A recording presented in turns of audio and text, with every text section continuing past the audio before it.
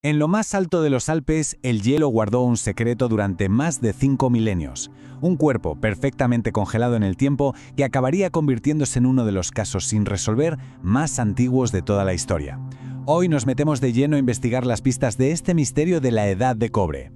Esa es la gran pregunta, la que ha tenido a científicos y arqueólogos dándole vueltas durante décadas. Y es que no hablamos solo de un cuerpo antiguo, es que esto es la escena de un crimen, tal cual. Y cada pequeño detalle que vamos descubriendo nos acerca un poquito más a lo que pasó en sus últimas y desde luego violentas horas.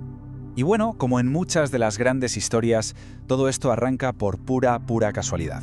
No fue una expedición arqueológica ni nada parecido, sino un encuentro totalmente fortuito en uno de los lugares más inhóspitos que te puedas imaginar en Europa. Estamos en septiembre de 1991. Dos excursionistas alemanes se topan literalmente con un cuerpo que asoma de un glaciar. Lo primero que pensaron, lógicamente, es que era un alpinista moderno que había tenido un accidente. Se lo llevaron a Innsbruck, en Austria, y fue allí donde las pruebas de radiocarbono soltaron la bomba. El hombre había muerto hace unos 5.300 años. ¡Increíble! Después de un pequeño lío sobre fronteras, se vio que murió a apenas 93 metros dentro de Italia, que es donde descansa hoy. A ver, para entender cómo murió, primero tenemos que saber quién era. Vamos a hacer de detectives. Gracias a la ciencia forense más moderna aplicada a esta momia, podemos trazar un perfil suyo súper detallado. Se le conoce como Otzi por el valle de Ötztal donde lo encontraron. Y es, para que nos entendamos, una auténtica cápsula del tiempo. Su estado de conservación es tan brutalmente bueno que nos ha abierto una ventana única a cómo era la vida, la tecnología y los peligros de la Europa de la Edad del Cobre. Los análisis de sus huesos, de sus dientes, todo revela que tenía unos 46 años cuando murió. Y ojo, que para su época, con una esperanza de vida mucho más baja, eso era ser ya todo un veterano. No era ningún chaval, era un hombre con mucha experiencia a sus espaldas. Tampoco era un hombre especialmente grande. Medía más o menos 1,59 m y pesaría unos 50 kilitos. Tenía un físico más bien compacto, resistente, vamos, un cuerpo totalmente adaptado a la dura vida en las montañas. Y aquí llega una de las primeras sorpresas, una de las cosas más alucinantes. Su cuerpo está cubierto por 68 tatuajes. No son dibujos ni nada de eso, son más bien grupitos de líneas, de cruces, pero lo más fascinante es que muchos de estos tatuajes están justo en zonas donde sufría de artritis.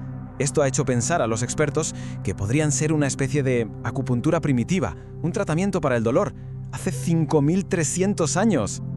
Y es que su vida no fue un camino de rosas, para nada. El análisis de su cuerpo es como tener su historial médico completo. Sufría de artritis, tenía caries, parásitos en los intestinos y hasta la enfermedad de Lyme, que se transmite por las garrapatas. Su ADN también nos ha chivado que era intolerante a la lactosa y que tenía predisposición a problemas de corazón. Vamos, que era un auténtico superviviente. Lo que había en su estómago es como leer la última página de su diario.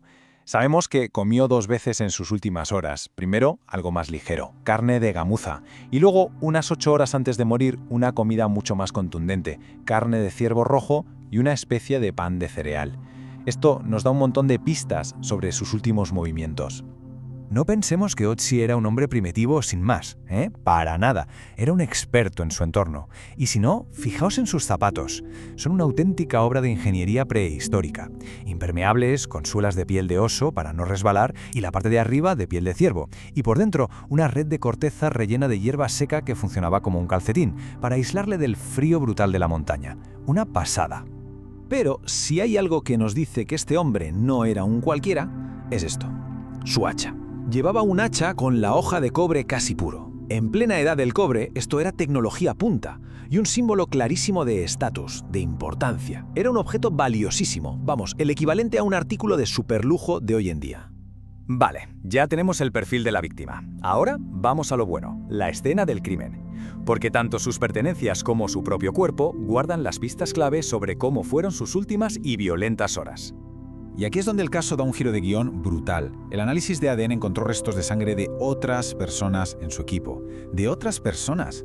En su cuchillo y en su ropa, sangre de al menos 2 individuos. Y en una de sus flechas, sangre de 2 personas más. O sea que hay pruebas de que se enfrentó al menos a 4 personas. Otzi luchó, y mucho, por su vida. Pero a pesar de su lucha, no lo consiguió. Una tomografía, un TAC, reveló la prueba definitiva, la que cierra el caso. Una punta de flecha de sílex clavada en su omóplato izquierdo. La flecha le cortó la arteria subclavia. Esa fue la herida mortal.